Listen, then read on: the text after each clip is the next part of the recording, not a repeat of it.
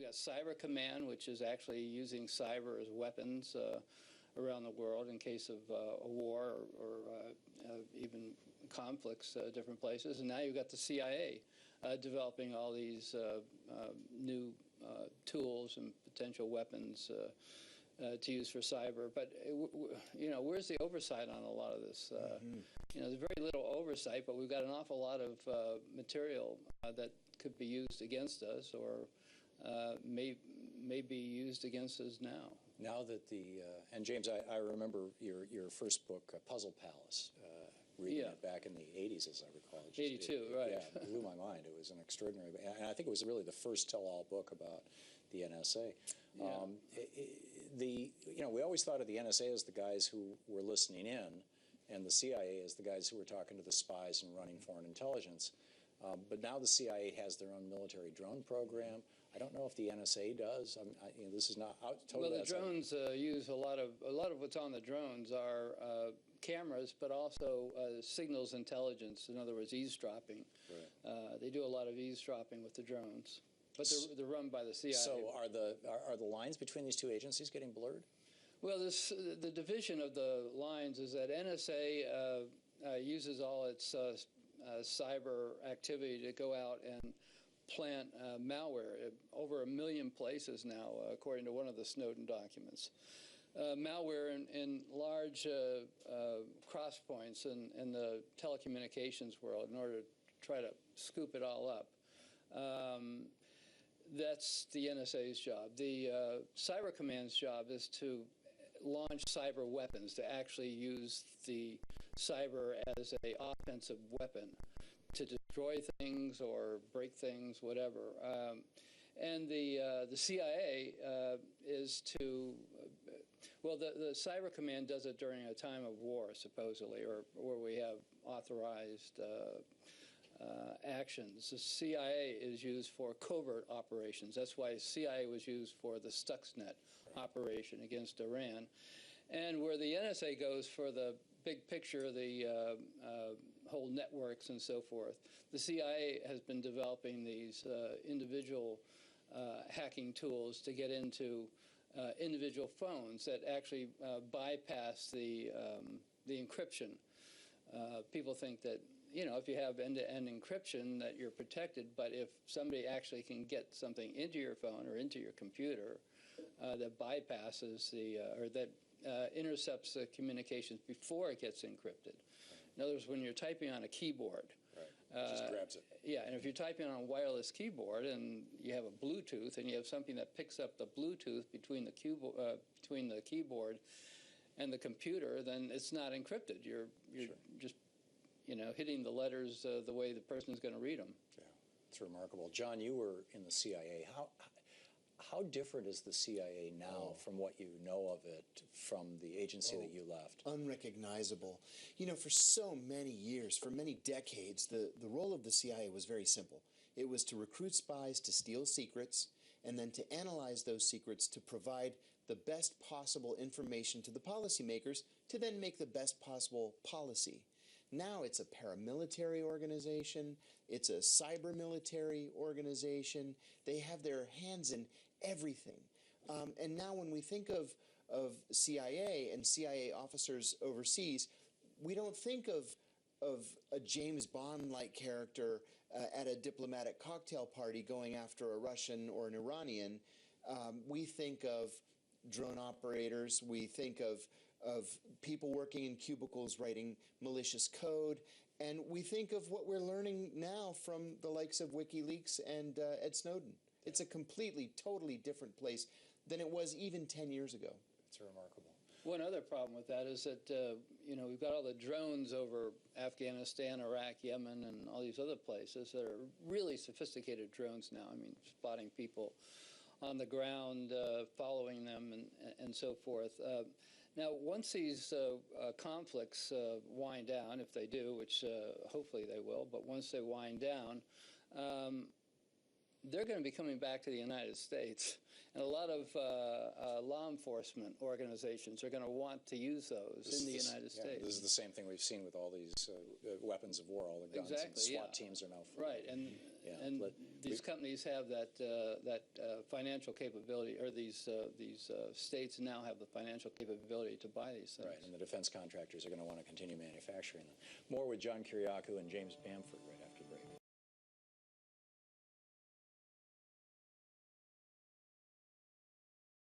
And welcome back to The Big Picture. I'm talking about the Vault 7 CIA hacking leaks that with CIA whistleblower John Kiriakou and journalist James Bamford. James, you were just talking about how some of this stuff, these weapons of espionage, are now coming back to the United States. They're just like we've had tanks come back and armored personnel carriers and so forth, and you have local police departments now getting some of these armored personnel carriers. Well, we've got these drones that have been developed that are enormously sophisticated because of they've been used in wars for now 15 years or so.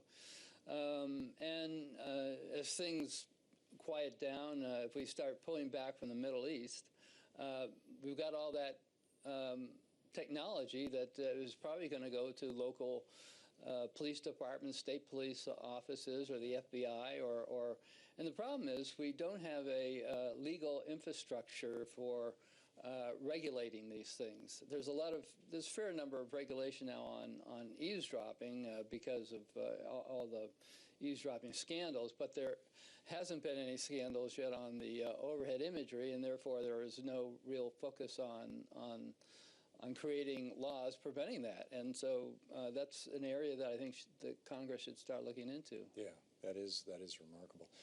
John, I want to play a clip from Julian Assange yesterday and get your take on it. Here it is. The CIA developed a giant arsenal, what appears to be the largest arsenal of Trojans and viruses in the world, that attacks most of the systems that journalists, people in government, politicians, CEOs, and average people use, didn't secure it, lost control of it, and then appears to have covered up that fact. So what does Assange mean when he says the CIA has lost control of these tools? Once a virus is out there, once it's infected a computer or a system, it's out there, and it's not in the CIA's control anymore. Now, by their very nature, these are unclassified malicious programs, right? You can't classify it because your intent is to put it out there. Let's say you want to infect a system in the Middle East or somewhere in the former Soviet Union. Once it's in that system, you've utterly lost control of it. And that's what's happened in cases like the Stuxnet virus, for example. And God knows what other malicious programs the CIA has put out there. Hasn't the Stuxnet virus been re-weaponized a couple of times? Yes, it has. It comes back now every 18 months or 24 months. And that was one of the problems. The CIA, or the intelligence community, gave their word of honor to the president that these things will never escape once we put them in where they're going in Iran and to attack the centrifuges. And they did escape, and they attacked, I think it was 100,000 computers in the area. It didn't destroy them, but it did affect them. So these things, the intelligence community promises one thing, and the next time you look at it, they've escaped. So James, how should, in your opinion, and I want to get your opinion on this too, John, how should Congress, the lawmaking branch of government, how should they be, what kind of metrics, what kind of corridors, barriers, what should they be putting in place with regard to oversight of this spectrum of technology?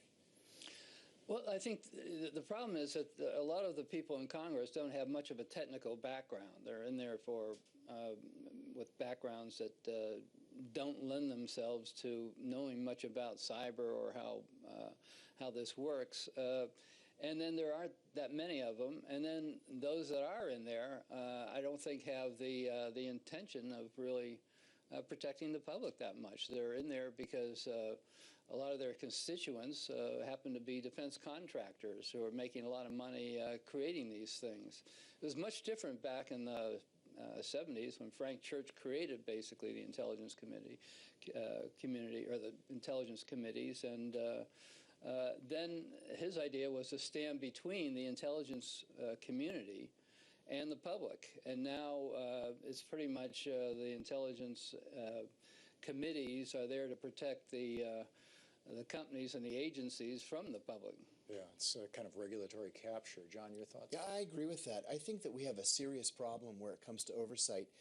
You know, Frank Church is gone, Otis Pike is gone, and the likes of Mark Warner and Oregon, Ron Wyden, just can't stand up to what the earlier generation of oversight leadership Just did. not to say they're not trying. They're not- yeah, Ron they're- Wyden has been so outspoken. He's worked as hard as he can, and same with Mark Warner. They work as hard as they can, but there's no institutional will to really stand up to the CIA on Capitol Hill. You know, when you look at Dianne Feinstein, for example, or Richard Burr, they are literally nothing more than cheerleaders for the intelligence community. And yet That's not oversight. Feinstein was hacked by the CIA, wasn't And that was when the she was only investigating thing. the That's CIA. right, and that's the only thing that turned her around. And that really wasn't her anger, her ire wasn't directed necessarily at the CIA as much as it was directed at John Brennan, Because it was Brennan that ordered the hacking of the Senate's computers, And then he lied about it. and then lied about it. remarkable. Which all, I think, is more evidence of need for oversight, even if it's highly classified and we never know about it. And this is an ongoing theme. You know, everything that the CIA tells us is a lie. They say there's no torture program. That's a lie. They said that there were no secret prisons. That was a lie. They said that they weren't rendering prisoners to third countries to undergo torture. That was a lie. Now they want us, they said they weren't hacking the Senate's computers. That was a lie. Now they want us to take their word for it, that they're not using these malicious weapons against Americans. And yet, everything they say isn't a lie. I mean, I grant you those. These major issues. But we need a CIA and we need an NSA. Sure, without a doubt. But we need the NSA and the CIA to be targeting our enemies abroad, not to be collecting information on American citizens. And that's what we consistently bump up against. Right, and to the extent that that gets done, that should be the role of the province of the FBI, presumably. FBI, And exactly although right. I'm guessing that they're probably using the same tools now. So, James, for the average person who, probably most people are not in a circle where they're bumping up against anybody who would cause the CIA or the FBI or anybody else to be seriously looking at them. But still, there's this kind of creepy feeling, A. And B, a lot of people actually, I mean, you play the game, the 6 points of separation. A lot of people know somebody or are neighbors with somebody who might actually be the subject of something. How do people avoid their personal and private information getting hoovered up here? Well, speaking generally, both the NSA and the CIA, not just these recent leaks, but particularly the NSA, which has that enormous capability to suck up everything from the points that where communications link, basically the major communications links. The problem is that they have these target lists, and a lot of the target lists have people on there that shouldn't be on there. I mean, there were 1 million people on the target list at one point. Yeah, I mean, so that many that's like terrorists. the no-fly list? The no-fly list and so forth. So, the problem is that if you say the wrong word on the phone or you communicate at the wrong place, you may be put on the list, and you won't know it until you're bumped off an airplane, or sometimes you won't know it at all.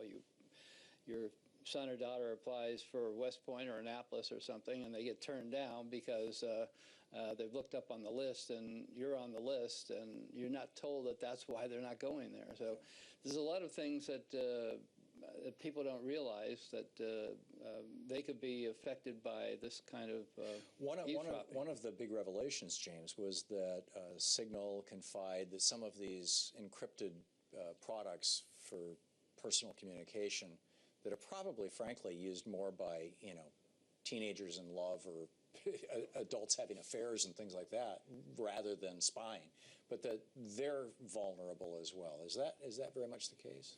Yeah, well, the whole idea is to make virtually everything vulnerable. You know, on the positive side, because of the Snowden leaks, there was a very big movement domestically to bring encryption into center stage, and everybody becoming aware that encryption is out there and you should use it. Plus, at the same time, it was made very user-friendly. It's much easier now for people to use encryption. So, and to some degree, these new leaks from WikiLeaks of the CIA hacking tools kind of show that, because they're going after the individual phones, and which shows because they're not able to hack an entire network if it's end-to-end encryption. Right. So they have to go after the individual phone. So, I mean, that's sort of the bright side of the picture, I guess, for the moment. Yeah. John, we have about a minute and a half. These documents talk about the U.S. consulate in Frankfurt being a CIA hacking headquarters, essentially. What does that mean? There are three holy of holies that you're told about when you first go to the CIA. Three things you can never talk about: sources and methods, liaison relationships, and anything having to do with the NSA. I think this would fall under sources and methods. And because of my previous trouble with the CIA, I think I should not respond to that question. Okay. James, any thoughts on it? And well, Frankfurt has always been a big hub for the CIA, the NSA. They've always had a huge hub there for intelligence. Is it because there's great electronic infrastructure there, or is it because... After World War II, that's where they put a lot of the... it's where they built a lot of that intelligence infrastructure that makes there. a lot of sense, actually. Germany couldn't say no. Yeah, and I mean, Berlin had a fair amount, but it was Frankfurt was much easier to get to. Wasn't Right. You didn't have to. And it became West Germany because Exactly, yeah. Berlin got divided. Remarkable. James, John, thank you both for being here with us tonight.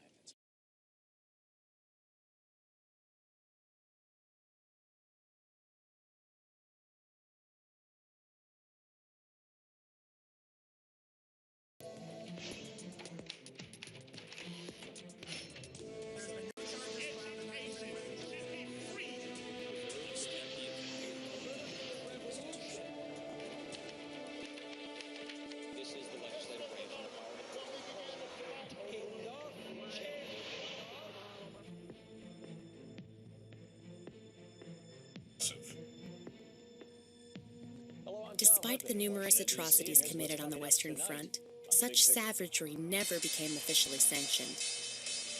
Considering the bloodthirsty propaganda from the primarily Jewish-owned media, as well as the active incitement of their political and military leader, Richard Wolff in just a moment. And Republicans have finally released their Obamacare replacement plan, and for all intents and purposes, it's just another glorified tax break for the rich. When will right-wingers figure out that health care should be a right and not a commodity bought and sold? More on that with conservative Brian Pruitt and progressive Sam Sachs in tonight's Politics panel.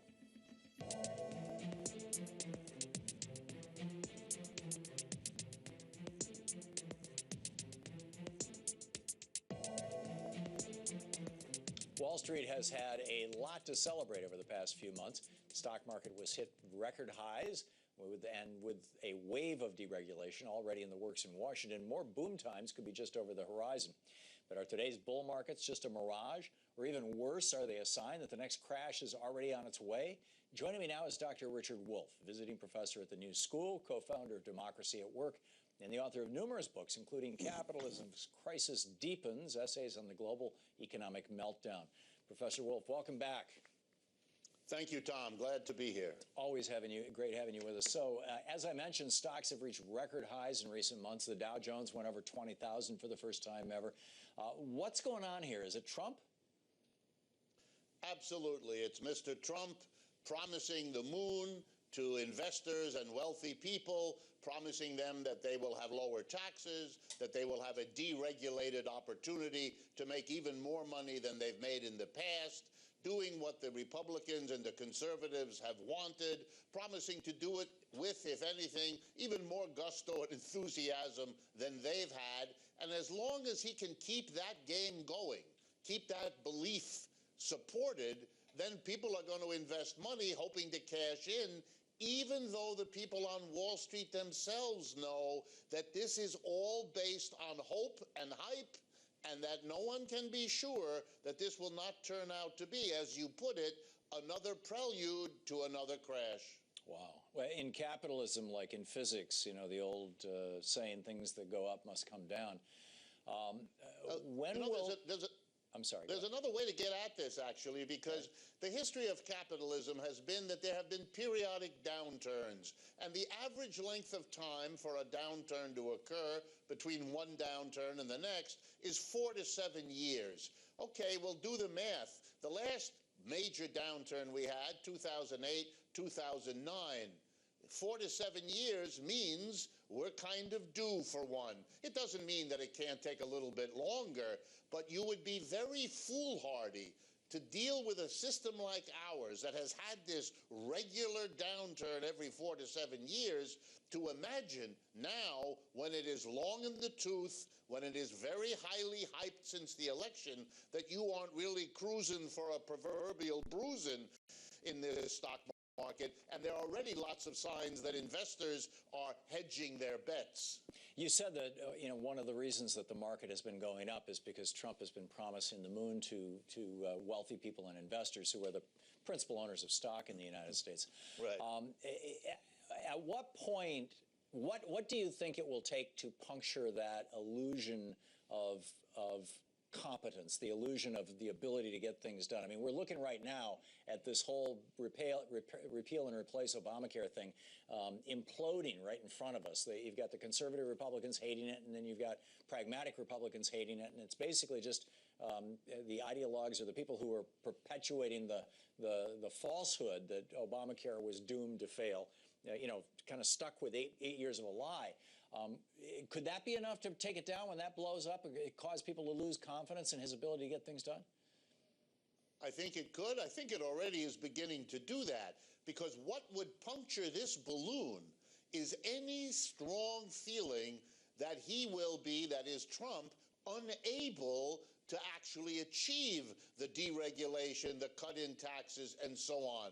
That there will either be dissension in the Republican ranks, what has already shown up in the Affordable Care repeal business, or there'll be opposition from the Democrats, or there'll be opposition in the streets, or some combination of those. If you get the sense on Wall Street that this man cannot deliver the extraordinary promises he's made, then you're going to see a withdrawal from the stock market that could be very harsh and very fast and cut very deep.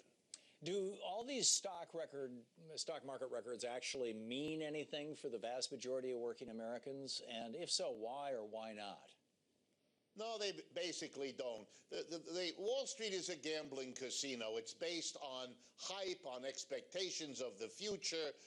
It has to do with how much money you think you can get for selling a stock next year that you bought this year, or next month that you bought this month. It has some relationship with the underlying economy, but it has a freedom to go in every which way, which is why phrases like exaggerated exuberance or irresponsible investing or casino capitalism, why these phrases keep being invented by people. It can go in any kind of direction. Remember that it's not really only about the American economy. Foreigners bring their money to New York to invest in the stock market if their economies are either dangerous or shrinking. We've had a good benefit of that. Should that turn around? Should the Chinese recovery get going? Should Europe get into better shape? You'll see money leaving and the stock market here going down, independent of what's happening here in the United States, because of the larger considerations that rich people who are globalized now use in making their decisions. So the connection is an attenuated one. So it sounds like that's actually generative, that, as more people put money into the market goes up, which causes more people to want to put money into the market. Now, the reverse would also be the case. It hadn't occurred to me that it might go down if China or Germany's economies improved. I thought if their economies got worse, that people might need to pull the money out of the U.S. stock market in order to cover margin calls and things like that in their own country, or just pay their expenses in their own country. In either case, though, how much leverage is foreign money representing in Wall Street? Is this a big factor or a small factor? And if it gets started in a downward spiral for any one of several reasons, how far do you expect it to go? Well, the first answer is yes, it's a big factor, especially when you remember it doesn't take all that much to start a stampede. If anybody, Chinese, German, European, Latin American, if any significant number, even if it's small, of investors begin to pull out, then every other investor has to ask himself or herself that great question.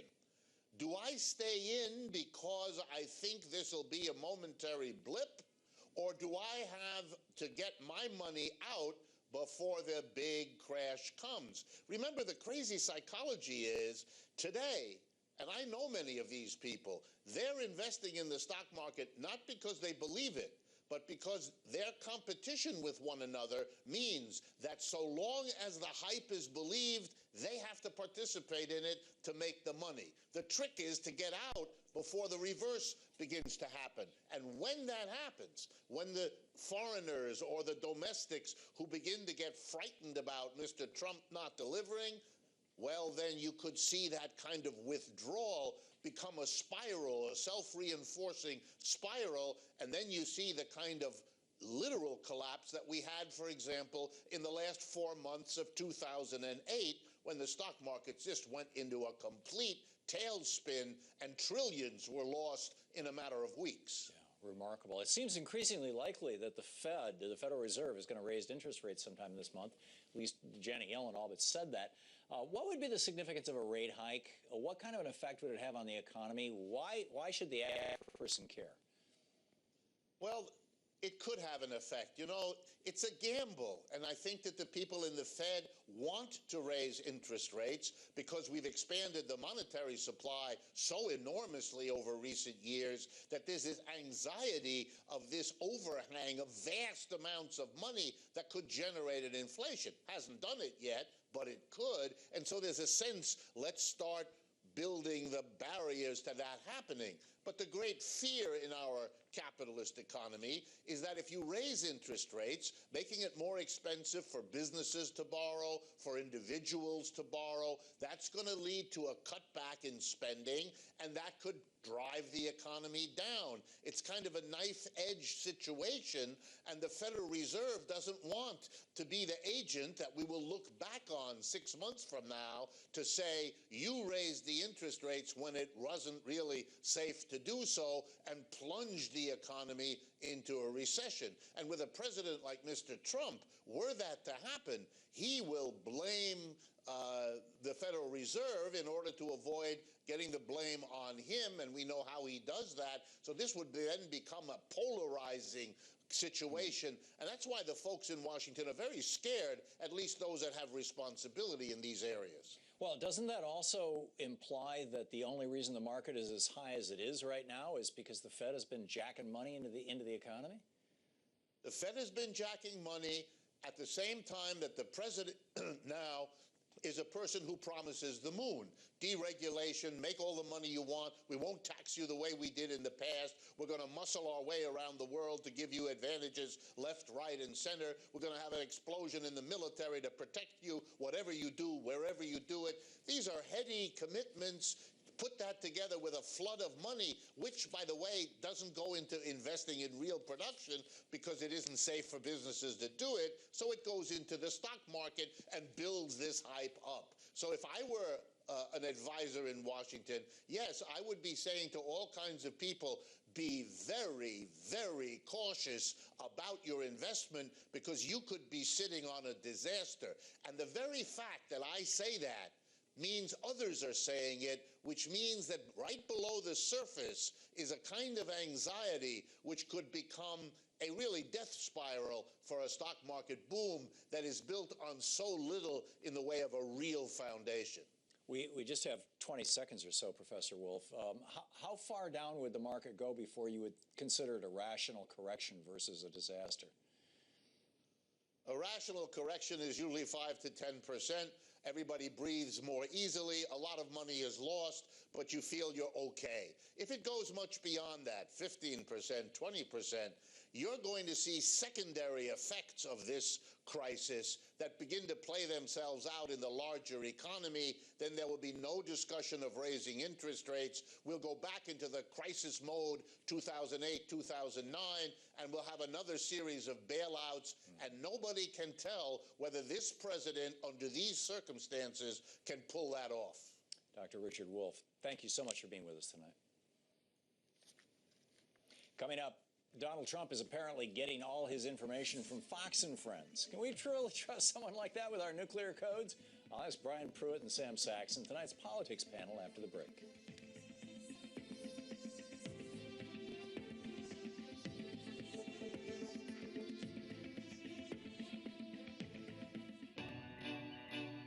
What politicians do is something we don't do. They put themselves on the line, and they get accepted or rejected. So when you want to be president, what would you want to be? What would someone want to be president? What's it like to be president? What's it like when the phone rings at 3 in the morning? Can't be a good call. I'm interested always in the whys and the hows. And Q Larry. Question more.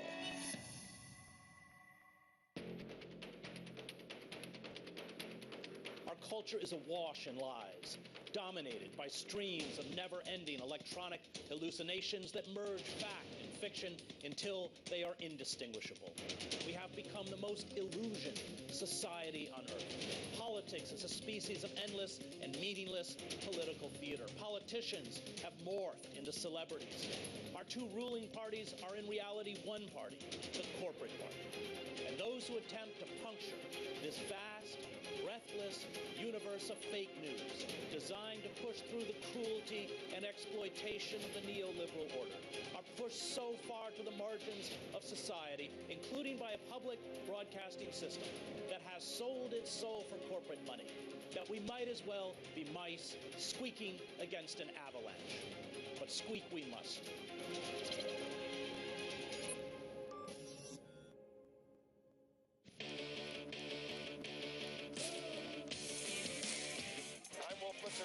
You're in the situation. Not now for the ridiculous. Elect Republicans and they will burn the place down. This is my problem with liberals.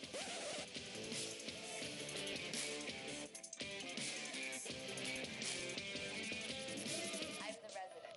Let's talk about that.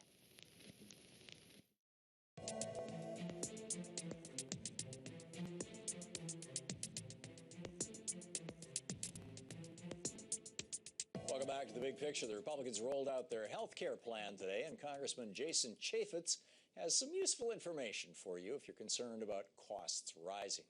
Let's explore that with tonight's politics panel.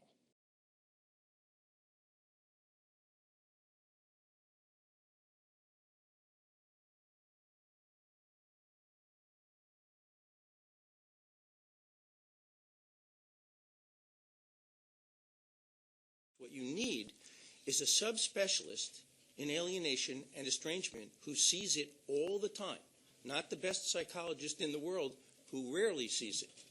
And so very briefly, the short answer to this question, how does this happen, is this field is highly counterintuitive to anyone who doesn't have extensive training and experience dealing with it. Most people will usually get it wrong. And when I say people, I mean attorneys, psychologists, other mental health experts.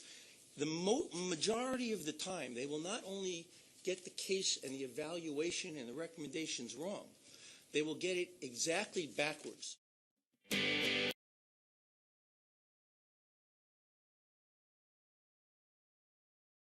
First of all, and think how counterintuitive this is, in an alienation setting, most children will align with the abusive parent. It's like, these kids that you find that have been living with their abductors for years and then they resist capture, or Stockholm Syndrome. Very counterintuitive. Number two, what we would call pathological enmeshment, and I'll define that briefly. It means that the alienating parent has an unhealthy enmeshment with the child to the point where the child has lost his or her individuality. A severe erosion of critical reasoning skills, boundary violations, sleeping with the other parent, or at least doing the bidding of the other parent, inappropriate sharing of information, which all the lawyers have heard of. Pathological enmeshment is a very serious psychiatric problem. And to a non-expert, it looks exactly like a warm, close, loving, healthy relationship. The non-expert comes in with perhaps a PhD or an MD in psychiatry or psychology, and what they see is let's just say mother and father for simplicity, but it's about a 50-50 spread of who does what these days. The two little girls are tightly bound to the mother. Oh, I love you, I love you, I love you. They look at dad and say, I don't want to see him, he's a bad man. She's perfect, he's rotten. The non-expert says, wow, look at that great relationship. They really don't know how to probe to see if there are three types of pathological enmeshment: infantilization, adultification, making them little adults. Why don't you decide if you want to see dad? Right there, that's adultification. Right there, that's pathological enmeshment. So I repeat, pathological enmeshment to a non-subspecialist, to an experienced forensic psychiatrist, a warm, healthy relationship.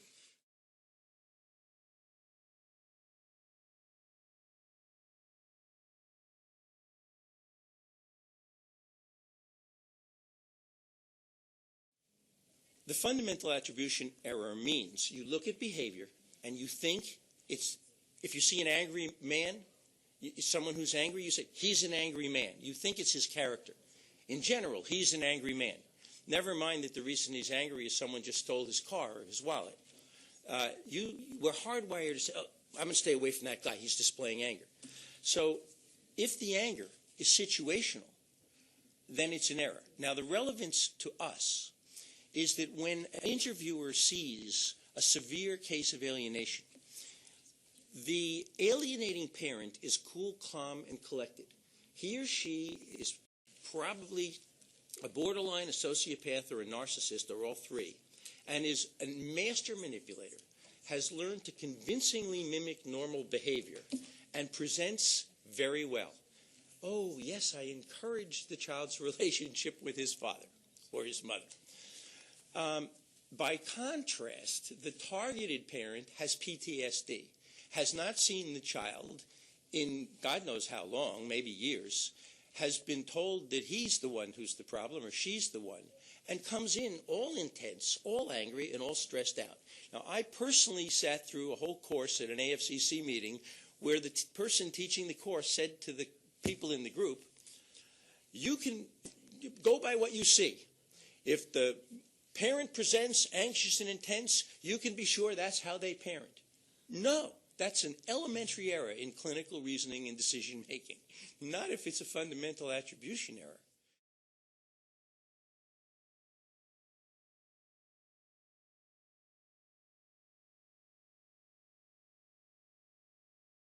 The severe cases are fundamentally different than moderate cases. In a moderate case, it is very reasonable to try to educate the parent to be more cooperative. But in a severe case, where you have what one expert called an obsessed alienator, that person with almost 100% certainty has a severe personality disorder. Normal people just don't do that to their children. And one clue would be that they block access for years on end for trivial, frivolous reasons that you would never block access to your children for. Another indication or indicator would be the repeated breaching of court orders, which again a normal person would never do. So just to give you a glimpse of the pattern, when you see excuses like they don't like him, they don't want to see him, and I'm not going to force them, you should sit bolt upright in your chair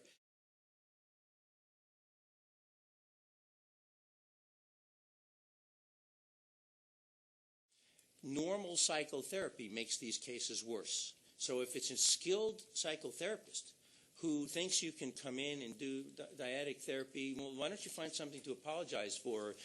Johnny, how did that make you feel? That's a disaster. Don't try that. Even with a medium case, they will almost always get catastrophically worse. So you have to match the therapist with the kid. That's my answer.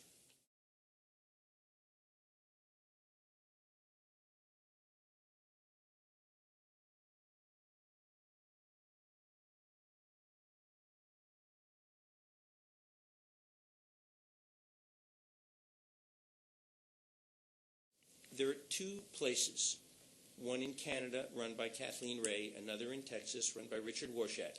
Give them 4 days with the kid, and the kid returns to the rejected parent happy as a clam to be reunited.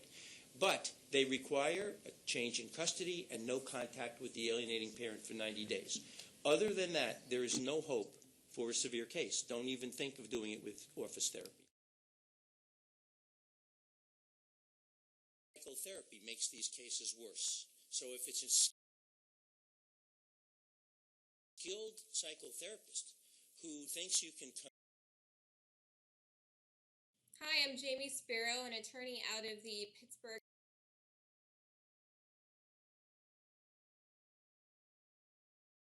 Pennsylvania office of Cordell & Cordell, and I'm here to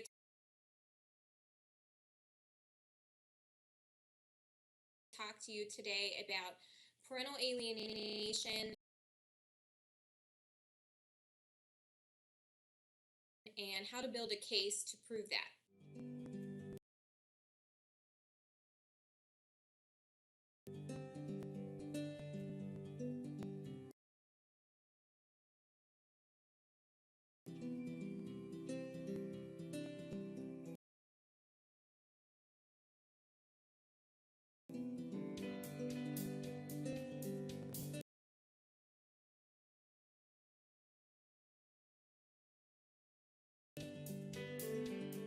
Parental alienation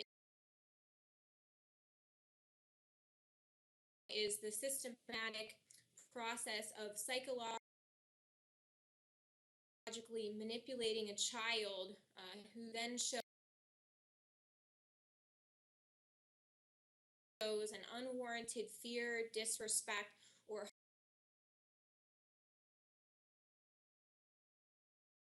hostility towards a particular parent in a custody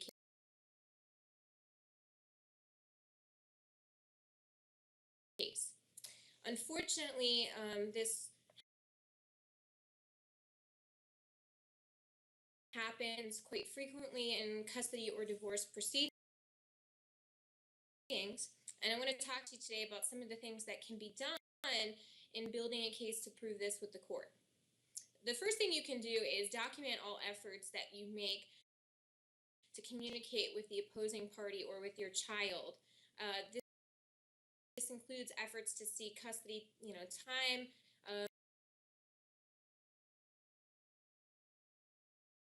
requests to exchange custody periods, efforts to contact the child by phone, by email, sending cards, gifts, etc. This shows a pattern of your efforts for the court to show that you're genuinely interested in having a relationship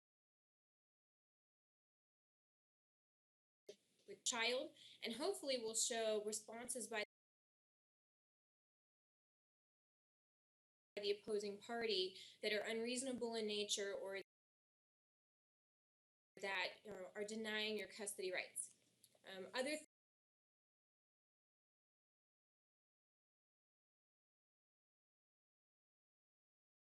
things to do, continue to remain reasonable in your communications with the opposing party. Despite their efforts to alienate the child from you, you want to make sure that you're still showing that you're willing to co-parent with this person and that you're willing to facilitate a relationship between the child and this person, because that's often a factor for custody that the court is going to consider. Other things you can do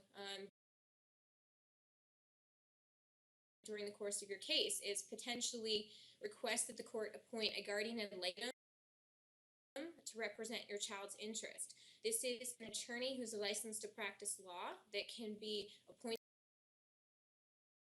by the court and can utilize to interview the child, the parties, and any persons that are involved with the child. And sometimes this person, being a neutral third party,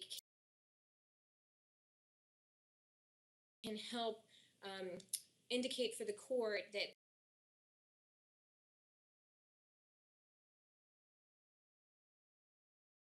these types of behaviors are going on, and that can be a helpful piece of evidence. Other things that can be done are reunification counseling. If the alienation has been rather severe to the point that there's issues between the parent-child relationship, you can request that the court order the parent and the child participate in a specific kind of counseling called reunification, which helps rebond the relationship. Oftentimes that counselor can also be called upon as a witness to testify in these types of court proceedings. Another tool typically utilized is a psychological evaluation that both parents and the child participate in. And as part of this process, the psychologist will interview the parties and the child. There's also psychological testing that's typically done, and oftentimes through the interview of the parties and the child and this testing, the psychologist sometimes can offer an opinion that alienation is occurring and can make recommendations to the court for custody and how potentially that custody should be changed. And then finally, in extreme cases, there are often instances where a parental alienation expert can be retained, and these are very specifically trained individuals who have experience dealing in parental alienation, and they can offer testimony as an expert in court proceedings if the case goes to trial to the judge relative to the fact that parental alienation is occurring, and make recommendations to the court for how the court can address that, including but not limited to counseling, a change of custody, etc. So these are all things that you can utilize as tools in building a case to prove parental alienation. Jamie Spiro from the Pittsburgh office of Cordell & Cordell, and I thank you for listening to this video.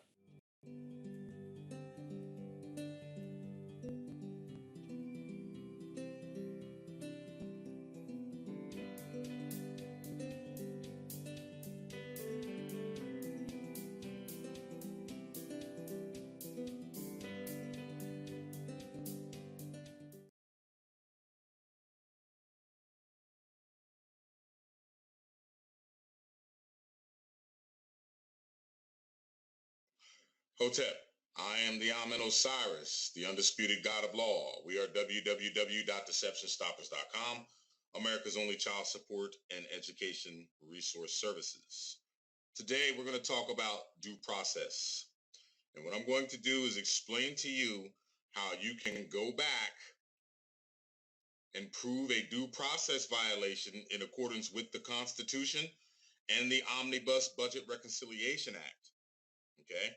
Any violation of the Constitution makes anything that anybody does unconstitutional, and you can have that court case overturned, or not court case, but whatever it is. It's not court, it's executive branch. Okay? What is due process? We're going to go to the Glossary of Common Child Support Terms. Due process is the principle of fairness in a legal proceeding, all right, so that a person has a right to know what action is being taken and has an opportunity to be heard. All right. We'll get to the opportunity to be heard in a moment. All right. What we're going to do is the right to know what action is being taken. Now, by now, you should know, and you should be scholars. Child support cannot exist unless there is an establishment of paternity. Okay. Now I know I've talked about this before, but I'm going to take it a different route this time. All right. Paternity establishment is a prerequisite for obtaining a child support order. Why? I'm glad you asked that question. All right. We're going to go over here to the law. And let's see here. Which one do we want? Tell you what. No, bear with me. Now, remember, anything that you want to know about child support enforcement, about welfare law, all right, you can find right here in Title 45 of the Code of Federal Regulations, Section 303, okay? This is the expedited process, and for those of you who don't know, the expedited process is usually for paternity. We're going to slide down here. All right, safeguards under the expedited process. Now, look, number one, paternities and orders established by means other than full judicial process must have this. Look, must have the same force and effect under state law as paternities and orders established by full judicial process in the state. That is virtually impossible because the executive branch does not have judicial branch authority and vice versa. Number two, the due process rights of the party involved must be protected. Now, I'm going to show you under the Omnibus Budget Reconciliation Act. Okay, that's down here. Look, right here. The Omnibus Budget Reconciliation Act, Public Law 10366. Look, a simple civil process for what? Voluntarily acknowledging paternity, under which the state must explain the rights and responsibilities of acknowledging paternity and afford due process safeguards. All right. Now, I did put the cart before the horse. However, the due process safeguards or the process rights of the party must be protected. It doesn't say, well, maybe you can protect them. It doesn't say you might protect them. It doesn't say you should. It says it must. Must is mandatory under the law. This is the problem. Number one, signing a certificate of parentage is 100% voluntary. You already know that. Now, what I'm going to do is I got two of them up here. I got one from New Jersey, and I got another one from Georgia. All right. Now, remember, this must be explained. So, look, right on Georgia's, look, signing the paternity acknowledgement, PA, is strictly voluntary. Let's go to New Jersey's. Look, signing this form is voluntary. Okay? Now, they must explain the rights and responsibilities of signing this paternity, and your due process rights must be upheld. However, look, since signing this form has legal consequences, okay, right there, that should raise a red flag. However, since signing this form has legal consequences, the question is, number one, what are the legal consequences of signing this form? I'm glad you asked that question. We're going to go over here to the federal manual, and we're going to go to page 35. All right. And what we're going to do, get out of there. All right. We're going to go down to the collecting child support. Local courts and child support enforcement agencies attempt to collect child support when the non-custodial pay rent does not pay. The most important collection method is wage withholding. All right, this is the first thing that they're going to do to you, gentlemen, and you already know this. Other techniques for enforcing payments include regular billings, delinquency notice, liens on property, offset of employment, compensating payments, seizure and sale of property, reporting arrearages to credit agencies, garnishment of wages, seizures of state and federal income tax funds, revocation of various types of licenses, yada, yada, yada. All right, all this right here, all right, even down to federal imprisonment or both. I'm trying to get it small enough. All right, so from here to here, this is what they're going to do to you in child support. Now, there's a trick with child support. And I'm going to show you, and I've showed you this before, all right, on the certificate of pay rentage. What if you change your mind? Now, here's the catch, and I want you to pay attention to this. All right, let me get back to this. My bad, I went too far. The certificate of parentage can be rescinded at any time within 60 days of the date signed. If both parties agree to rescind by filing a rescission or certification of parentage with the Bureau of Vital Records. Now, what this is stating is, and don't get it confused, it says that you can rescind if both parties agree to do so. It doesn't say if one party. So if they deny you, this is why. You have to read very, very carefully. If only one person wants to rescind within the 60-day time frame, an action must be filed with the court. Perfect. Here's your remedy. All right. After the 60-day period, parents can challenge the certificate of parentage in a court on the basis of fraud, duress, or mistake of material fact. The parent attempting to rescind must provide proof of fraud, duress, and mistake of material fact. Now, don't get it confused. Mistake of material fact under their law means that the DNA test was wrong, okay? That's the only thing that they're going to accept. Can't use it, all right? Duress you can use because most of you have been threatened. If you don't sign this form, they're going to put you in jail, all right? But check this out. Let's talk about proof of fraud. When you sign these documents, I'm going to ask you a question. Did anybody tell you that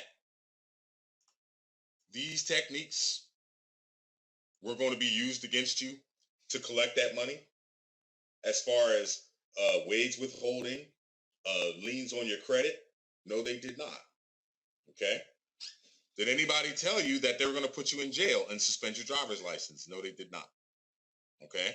Now, they didn't have to tell you that signing it was voluntary because almost all of these certificate of parentage or these affidavits clearly state that they're voluntary.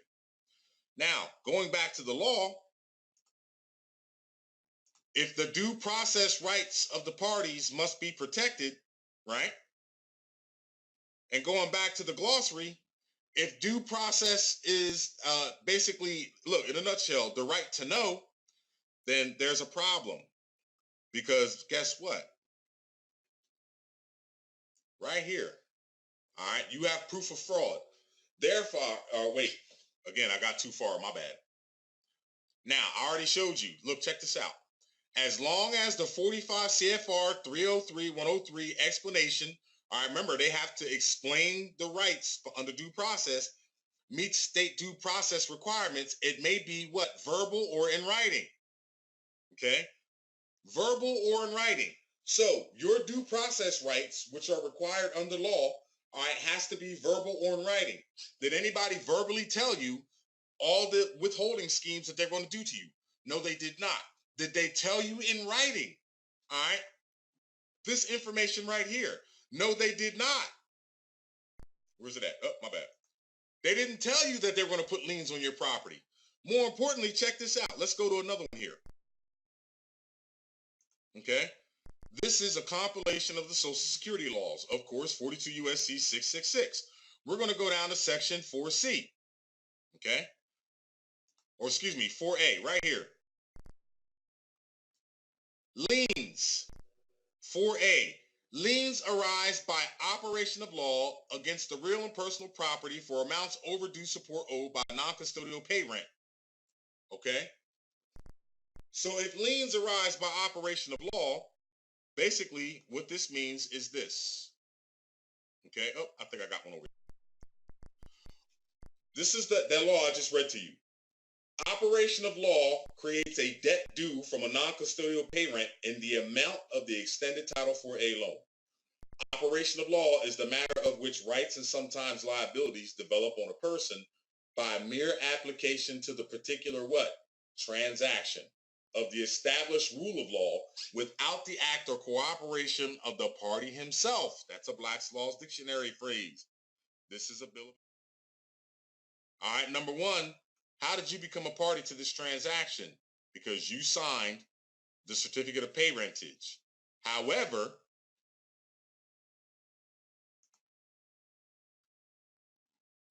did they tell you when you signed a certificate of pay rentage that under operation of law that you would be responsible for a debt and that you're going to be creating a debt and they're going to make you pay this debt back?